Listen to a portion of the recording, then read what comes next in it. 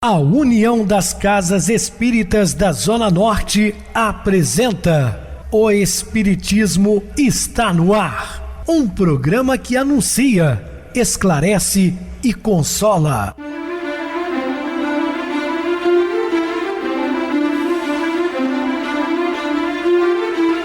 Não se turve vosso coração. Credes em Deus, credes também em mim. Na casa de meu pai há muitas moradas. Se assim não fora, eu vou-los teria dito, pois vou preparar-vos lugar. O Espiritismo está no ar. Sintonize esta frequência. Pare, pense na vida, faça perguntas. Uma ótima noite para você, hoje dia 22 de novembro de 2023, quarta-feira. Muito obrigado pelo carinho, pela sintonia. Rádio Clube FM, sua voz é a nossa voz. Estamos no ar de segunda a sexta, desde 2014 pela emissora. Depois passamos a transmitir o programa também via YouTube. O canal é Viver _ Melhor. Se inscreva, deixa seu like. Sua opinião é sempre importante para nós. Lembrando do bazar que funciona de segunda a sexta na Casa Espírita Maria de Nazaré. Prestigie o nosso bazar. Eu recebo carinhosamente meu querido amigo espiritista, trabalhador da Casa Espírita Maria de Nazaré, Adilson Reis. Uma boa noite, seja muito bem-vindo. Boa noite, Pedrosa, boa noite a você, ouvinte da Rádio Clube FM e ouvinte também assíduo do nosso programa O Espiritismo está no ar. Estamos juntos novamente para mais uma edição do nosso programa. Então, vamos estudar juntos. Que Jesus nos abençoe. É isso mesmo, Adilson. Vamos ao estudo e hoje falando sobre o amor ao próximo. Dúvidas, entre em contato conosco ligando para a Clube FM, que é 0 operadora 32 3211 5697. Quer falar comigo? Utilize a TIM 98801 2675. Temos também o WhatsApp 999387699. O e-mail espiritismo está no ar @hotmail.com. Interajam conosco, façam perguntas, tirem dúvidas, podem dar sugestões ao programa. Estamos à disposição dos ouvintes. Vamos agora para aquele momento muito especial que é o nosso momento de oração. Sintonize esta frequência. O Espiritismo está no ar. Momento de oração. Novo dia. Cada dia é nova oportunidade a felicitar-nos a ascensão. E qual novo nascimento para a renovação de experiências abençoadas. Aproveita, pois, as horas de luz para aumentar tua iluminação interior, com aquisição de experiências e realização de trabalhos. Renova-te cada manhã com um novo sol que desponta límpido após o repouso da noite, como a atmosfera lavada pelo banho crepuscular do orvalho. Lembra teus deveres à frente das tarefas que te foram cometidas e desincumbe-te com desembaraço e amor na conquista do pão cotidiano. Observa quantos a teu lado caminham com o mesmo objetivo que o teu e dá-lhes a mão benéfica que ajuda e sustenta. Semeia durante toda a jornada os bens que se extravasam de natureza e de tua alma e reflete a luz que sobre ti recai, pura e transparente, de regiões mais altas. Estamos apresentando O Espiritismo está no ar. Bem, meus amados irmãos, estamos de volta com o assunto da noite falando sobre o amor ao próximo.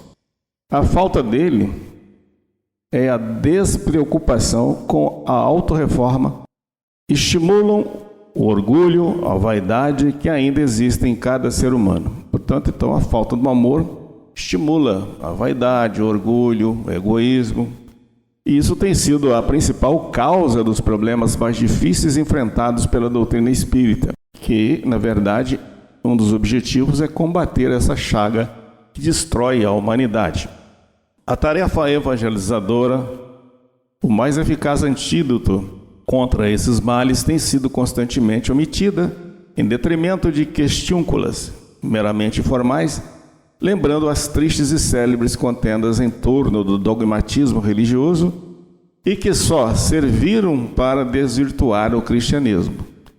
Sem dúvida, né? Aqueles dogmas criados como verdade, como verdadeiros ou verdades absolutas, que você não pode nem sequer contestar, desvirtuou em muitos séculos e continua ainda desvirtuando o cristianismo. O conhecimento acadêmico, também o conhecimento do Evangelho, pode significar quanto muito um indício de uma cultura por parte de quem a detém. Sim, existem muitos cultos do Evangelho, formação acadêmica, estudam os Evangelhos de Jesus. Entretanto, se o seu titular não assimilou a moral superior que dele promana, cabe lembrar a advertência de André Luiz, quando disse: há por toda parte os cultos em doutrinas e os analfabetos do espírito. É preciso muito esforço do homem para ingressar na academia do Evangelho do Cristo. Ingresso que se verifica, quase sempre, de estranha maneira, ele só, na companhia do mestre, efetuando o curso difícil, recebendo lições sem cátedras visíveis e ouvindo vastas dissertações sem palavras articuladas. É o que, na verdade, nós observamos nos dias atuais. Inúmeros pregadores, né, que têm uma boa eloquência, uma boa cultura acadêmica, mas que falam apenas da boca para fora. Não vivenciam, não sentem, de fato, os ensinos de transformação moral que o Cristo nos deixou. Emmanuel, por mais de uma vez, se pronunciou nesse mesmo sentido. Em 13 de maio de 1938, em mensagem dirigida a Manuel Quintão, na época vice-presidente da Federação Espírita Brasileira, o que se achava em Pedro Leopoldo em visita ao próprio Chico Xavier, disse, entre outras coisas, que a alma humana está cansada de ciências sem sabedoria e envenenado pelo pensamento moderno. O cérebro, nas suas funções culturais, precisa ser substituído pelo coração, pela educação do sentimento. O Evangelho de Jesus é o trabalho incessante pela renovação do homem interior e devem constituir a nossa causa comum. Então, o objetivo do Evangelho de Jesus é transformar o homem de dentro para fora. A cultura sem sabedoria dentro do Espiritismo implica o esquecimento de seu lado mais belo, que é o lado moral. E este tem como suporte a vivência das lições do Mestre da Galileia. A humanidade cansada, trôpica, caminha para a nova era que irá estabelecer na Terra a partir dos próximos 1000 anos, o que nós já iniciamos. O Espiritismo é indiscutivelmente um amparo, a esperança, o conforto daqueles que, entrando pela porta estreita da regeneração, confiam nas promessas de Jesus. Em virtude disso, quanto mais fortalecido ele estiver, muito mais eficiente e reconfortadora será a sua ação nos momentos difíceis que o homem enfrenta e que terá de enfrentar até que se opere a sua transformação e, consequentemente, a transformação do mundo. A sua atuação será sensivelmente diminuída na mesma proporção em que os seus adeptos se deixarem levar pelos conflitos de opinião ou pelas polêmicas de contornos eminentemente convencionais e absolutamente desnecessárias e nocivas à doutrina e ao movimento. Temos que entender que há uma diferença entre a doutrina e o movimento, né? O movimento somos nós, causadores ainda de certas discórdias. Como sempre falo, a doutrina ela é pura. Isso ocorreu em quase todas as religiões, notadamente as ocidentais, cujo estado de falência é notório, incapaz de responder às inquietações e angústias do ser humano diante da vida. Sim, há muitas religiões que foram importantes no passado, hoje perderam a sua eficácia exatamente porque não respondem à grande indagação do homem, né? O que acontecerá depois da morte? Por que dos sofrimentos terrenos? Né? Por que das deficiências físicas e mentais de certas pessoas que vivem debaixo do mesmo teto, filhos dos mesmos pais? Um vive na opulência, outro na miséria. Enfim, essas questões, muitos não conseguem responder.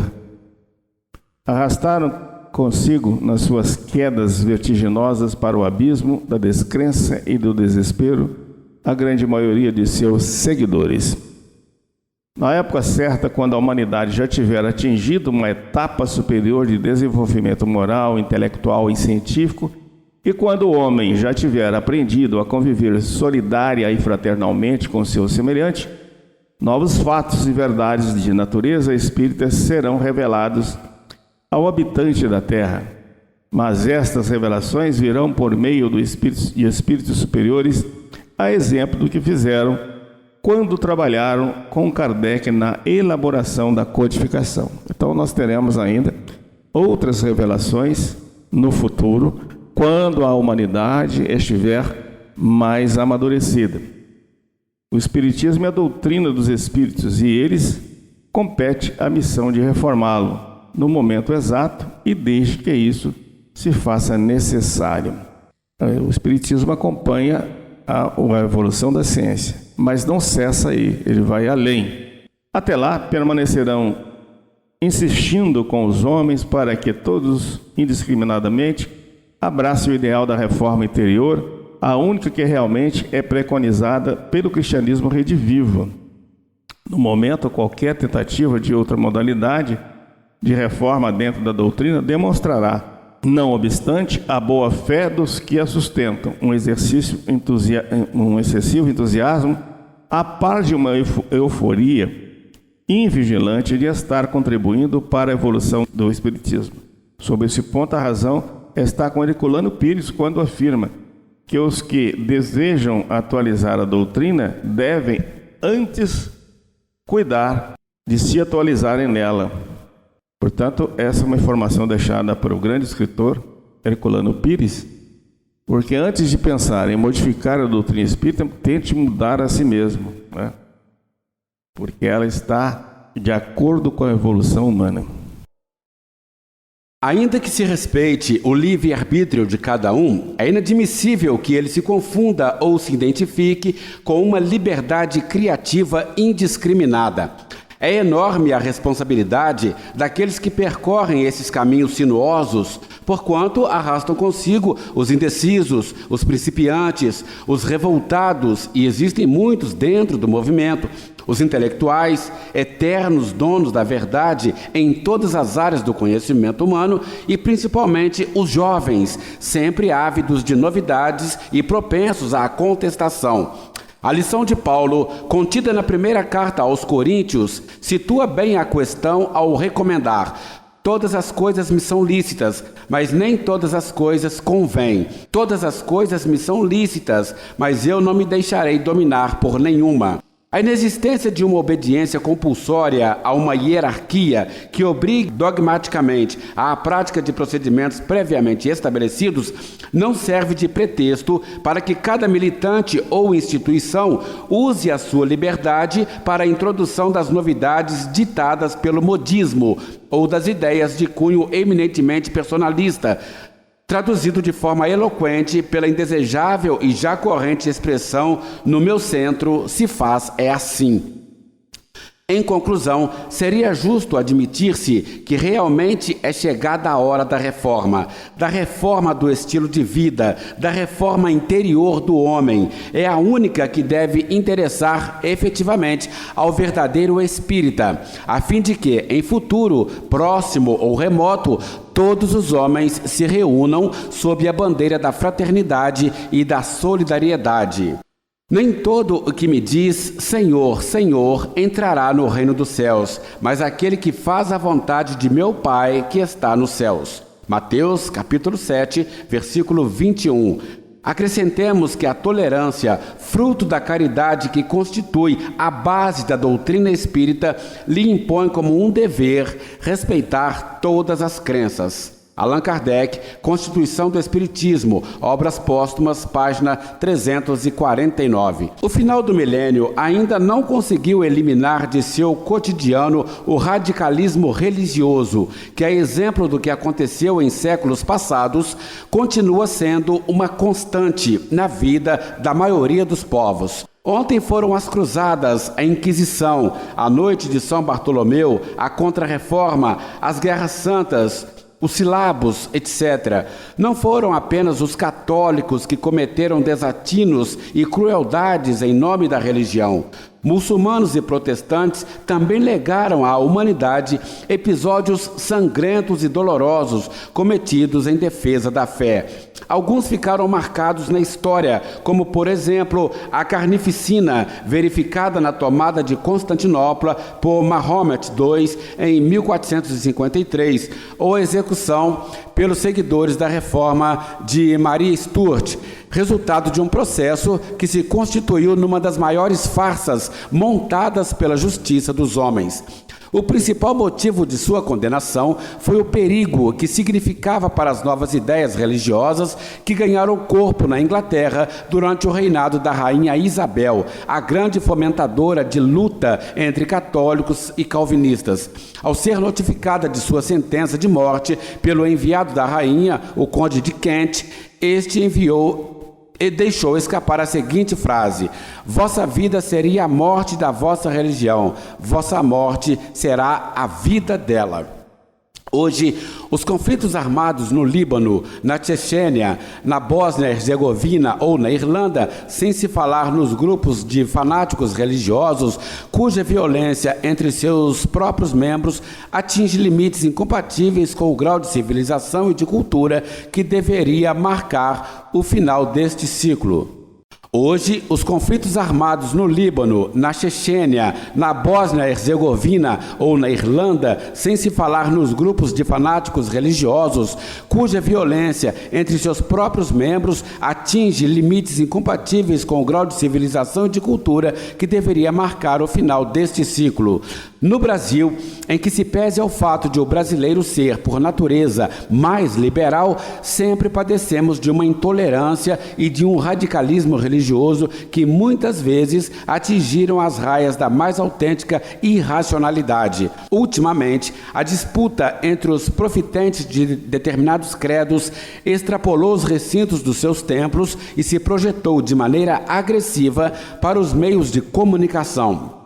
Esses grupos, embora se afirmem seguidores do Mestre, tentam impor a sua fé à custa de expedientes inteiramente em desacordo com a ética cristã, porquanto não se acanham em empregar atitudes que vão da violência à zombaria, da crítica azeda ao menosprezo pelos seus adversários. Há, em tudo isso, uma incontestável e atávica herança, reflexo, talvez, de ligações no passado com o crê ou morre. Do ponto de vista jurídico, a liberdade de crença e o livre exercício dos cultos religiosos se inscrevem no rol dos direitos e garantias individuais consagrados pela Constituição de 1988, que estabelece o seguinte em seu artigo 5º, inciso 6. É inviolável a liberdade de consciência e de crença, sendo assegurado o livre exercício dos cultos religiosos e garantida, na forma da lei, a proteção aos locais de culto e suas liturgias. O Código Penal, por sua vez, define como crime o escarnecimento público de alguém por motivo de crença ou função religiosa, o impedimento ou a perturbação de cerimônia ou prática de culto religioso e o vilipêndio público de ato ou objeto de culto religioso. Artigo 208. No que diz respeito ao espiritismo, o preconceito religioso sempre falou mais alto e ainda se observa hoje no que lhe diz respeito. Uma sistemática má vontade e uma quase total ignorância. Uma prova bastante comum dessa situação ocorre frequentemente no juízo criminal, durante os interrogatórios dos acusados da prática de algum crime. Muitos garantem, com uma risível e insincera solenidade, o Espiritismo já enfrentou situações extremamente desagradáveis e que lhe custaram incontáveis aborrecimentos, sobretudo a partir do Código Penal de 1890, cujo artigo 157 o incluiu no elenco de seus crimes. Isso propiciou uma série de ações policiais contra os espíritas, que passaram por rudes e sistemáticas perseguições. Refletiam a filosofia e a ideologia da República recém-instalada. instalada, ainda impregnada do beatismo feroz da colônia e do império, não obstante a bondade e a tolerância de Dom Pedro II. Além disso, a Igreja se sentiu desprestigiada pelo estabelecimento entre nós do casamento civil e a incriminação do espiritismo, que se apresentava como um grave perigo para sua posição de destaque no meio social. Foi um hábil e político recurso que os legisladores da República encontraram para agradar a César e a Deus. O mencionado artigo, que sob este aspecto retomava a velha e superada tradição jurídico-penal das ordenações filipinas, um misto de despotismo e de beatice, uma legislação híbrida e feroz, inspirada em falsas ideias religiosas e políticas. Não obstante, os autores do Código, não se sabe se consciente ou inconscientemente, exigiram para a configuração do crime os fins especiais de agir, para despertar sentimentos de ódio ou amor, ou para fascinar e subjugar a credulidade pública. Sem eles, correspondentes ao que na época a doutrina predominante era por nós chamava de dolo específico, o fato não era criminoso. Nem isso, contudo, foi suficiente para impedir as ações violentas e radicais de inescrupulosas autoridades, a exemplo do que se fez com Eurípides Barçanufo em Sacramento, processado apenas e tão somente por fazer o bem e por ser espírita. Algumas vozes esclarecidas se levantaram no meio jurídico contra os exageros da interpretação do malfadado artigo, entre as quais pontificou a de Galdino Siqueira, o mais renomado comentador do Código de 90. Dizia ele: no artigo 157, incrimina o Código não a simples prática do espiritismo, mas a sua prática com intuito fraudulento ou enganoso. É tão somente essa finalidade que autoriza a penalidade. Como doutrina ou como religião, o espiritismo é tão respeitável como qualquer outra. Disse muito bem Viveiros de Castro, Direito Penal Brasileiro, Livraria Jacinto, Editora Rio, 1932, segundo volume, página 177. Mesmo assim, os tempos não foram fáceis para os espíritas, sobretudo durante a ditadura do Estado Novo, quando a lei cedeu lugar ao arbítrio. Em 27 de outubro de 1937, a Federação Espírita Brasileira foi fechada pela polícia pelo prazo de 72 horas, sem que houvesse qualquer fundamento legal que justificasse a medida de notória e incontestável arbitrariedade. O fato se repetiu no dia 10 de abril de 1941, em virtude de uma portaria do chefe de polícia do então Distrito Federal. A FEB e as casas espíritas de todo o país foram fechadas e somente voltaram a funcionar depois de devidamente registradas na repartição policial competente e mediante a apresentação dos documentos que a aludida portaria relacionava. Uma das grandes dificuldades que a doutrina espírita enfrentou, mas graças a Deus foi superada, né? E hoje estamos aí de portas abertas para todas as pessoas. No programa de amanhã nós vamos falar sobre um novo assunto, que é a intolerância ou ignorância religiosa. Vamos agora para o intervalo musical, a seguir a nossa oração final. Falando com Deus.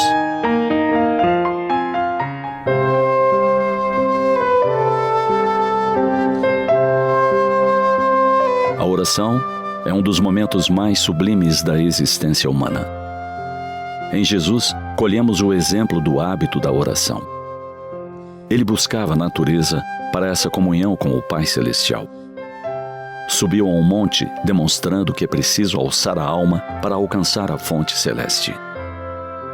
Buscou a orla da praia, um recanto calmo, na noite de estrelas ou no morrer da tarde, assinalando que devemos dedicar alguns momentos diários a essa fala de filho ao Pai. Ato instintivo da alma que busca o regaço paterno ante as profundas dores. Ao orarmos, fortalecemos a coragem para o enfrentamento das dificuldades. Será sempre uma conversa íntima. Por isso, a orientação do Mestre de Nazaré de entrarmos em nosso aposento, fechar a porta e orar em secreto. Esse apelo para ficarmos a sós é uma recomendação mais profunda do que apenas nos isolarmos fisicamente. É um convite a um mergulho para dentro de nós mesmos, calando o alarido do mundo exterior e os murmúrios dos nossos caprichos. Dessa forma, quando orarmos, busquemos a serenidade interior em completa entrega a Deus, permitindo que nossos pensamentos, dirigidos pelo coração e pela vontade, sintonizem com as harmonias celestiais. Num diálogo sem pressa, sem fórmulas específicas, revitalizaremos as energias, renovando-nos para o prosseguimento da jornada, por mais áspera se nos apresente. Por vezes, a nossa oração será feita em momentos de profunda dor, tendo os espinheiros das aflições a sufocar a tenra flor dos nossos melhores propósitos. Ainda assim, lembremos que, como não somos perfeitos, nosso mundo, sendo o reflexo da nossa maneira de agir e pensar, também não é perfeito. Por isso, nenhum de nós está isento da dor, que nos chega como oportunidade para o nosso regresso à senda do bem. Aceitá-la sem revolta é demonstrar confiança nos desígnios superiores, certos de que a justiça divina jamais se engana.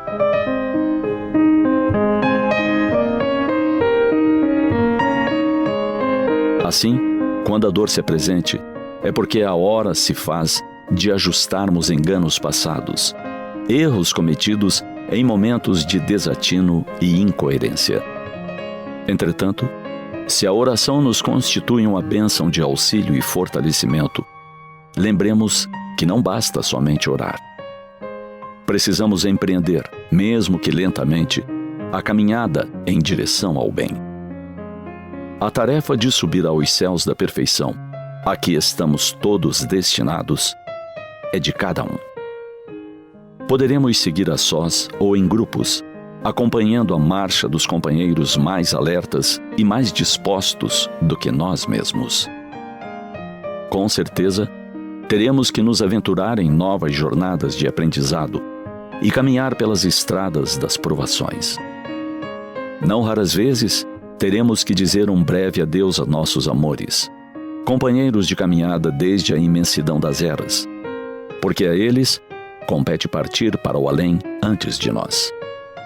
Haveremos de os reencontrar mais cedo ou mais tarde. Eles apenas adiantaram o passo e completaram a sua jornada. De toda forma, sigamos decididos pela estrada do bem ao amparo de Jesus, fazendo com que nossos atos, mais do que nossas palavras, sejam uma permanente prece ao Criador.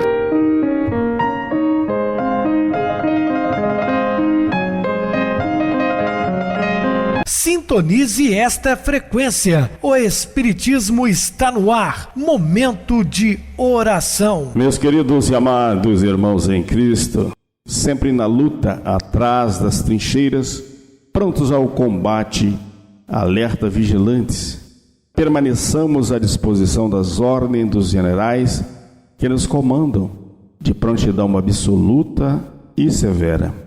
Não podemos escolher o campo de batalha, as armas, o inimigo, nem os companheiros de luta, prontos em serviço. O campo em que estamos é aquele exatamente do qual temos de nos movimentar, seja ele pedregoso ou arenoso, com pântanos ou deserto, nele temos de terçar armas. Os companheiros que nos rodeiam são precisamente aqueles que, ao nosso lado, foram colocados pelos comandos. Não nos cabe escolher, mas utilizarmos conforme as nossas e as capacidades deles, aproveitando tudo ao máximo. As armas são as que o exército possui, naquelas que pode fornecer ao momento. Se não tivermos um canhão, lutemos com um canivete. Essa tem de ser a nossa disposição de ânimo nos combates da nossa vida. Meus queridos, estamos reencarnados para aprendermos. E lembrando do grande apóstolo dos gentios, devemos combater as nossas imperfeições morais. Muita paz, que Jesus nos abençoe. Meu querido irmão Adilson, suas despedidas. Valeu, Pedrosa, obrigado pelo convite, pela oportunidade de estarmos aqui no nosso programa de hoje. Estaremos juntos em outras oportunidades, assim Jesus nos permitindo. Obrigado a todos pela companhia, tenham todos uma boa noite e que Jesus nos abençoe. Boa noite para você, Adilson, muito obrigado pelo apoio aqui no programa. Boa noite também a todos os amados irmãos ouvintes do YouTube, internautas do Brasil, do exterior, nossos irmãos da Zona Norte e de Juiz de Fora, que nos acompanham com a rádio local 87,9 Rádio Clube FM. Continue ligados, ouvindo a nossa próxima atração, o programa Batidão com DJ Tico, a seguir na voz de Ailton Moreno, Encontro Central. Boa noite a todos e até amanhã, se Deus quiser.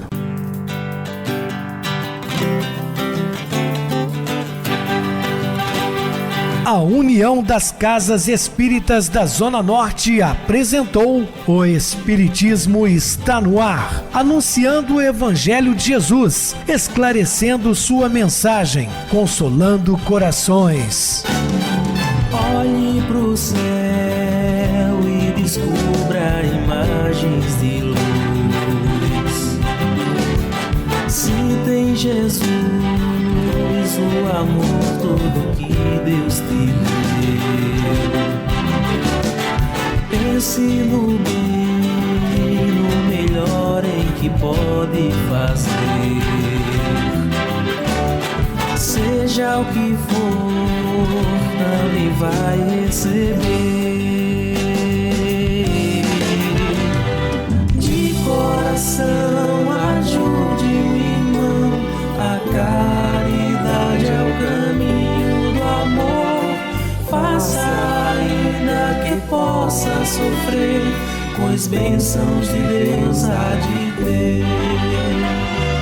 Ame, perdoe e viva melhor a natureza, o céu e o mar. Veja o encanto que a vida nos dá, a chance eterna que temos para amar.